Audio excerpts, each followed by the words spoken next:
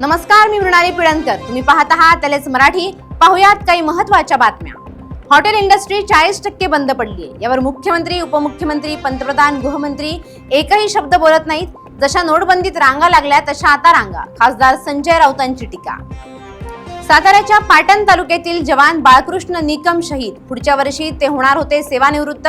त्यांच्या अंत्ययात्रेला नागरिकांची मोठी गर्दी, कुटुंबियांचा आक्रोश.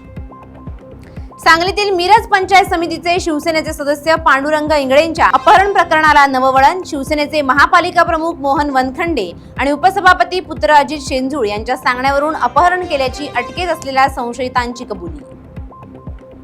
आखाती देशातील युद्धामुळे सावित्रीबाई फुले पुणे विद्यापीठातील विद्यार्थ्यांवर उपासमारीची वेळ. मुख्य मेसमध्ये फक्त 1 दिवस जेवण होईल एवढाच एलपीजी गॅस साठा शिल्लक.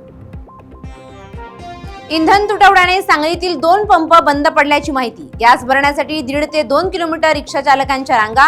50 रुपये किलो मिळणारा गॅस आता 80 रुपयांना. चंद्रपूर येथे न्यू एरा क्लीनटेक कंपनीकडून उभारण्यात येणाऱ्या कोळसा गॅसिफिकेशन प्रकल्पाचं भूमिपूजन. आत्मनिर्भर भारताला मिळणार चालना. आखाती देशातील युद्धामुळे गोव्याच्या पर्यटनावर फटका. गोव्याचे मुख्यमंत्री प्रमोद सावंत यांची माहिती. गॅस तुटवड्याची समस्या काही दिवसात सोडवण्यात येईल, सावंतांचं वक्तव्य. जळगावच्या महाबळ कॉलनीत कचऱ्याचं साम्राज्य. 3 दिवसांपासून कचरा न उचलल्याने परिसरात दुर्गंधीचा त्रास. नागरिकांकडून संताप व्यक्त.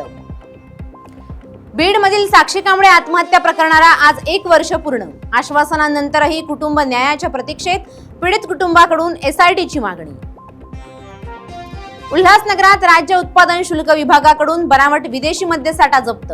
सापळा रचून 1,28,000 रुपये किमतीचा मद्यसाठा जप्त. या होत्या आताच्या घडीच्या काही महत्त्वाच्या बातम्या. अशाच महत्त्वाच्या बातम्यांसाठी पाहत रहा एलएस मराठी.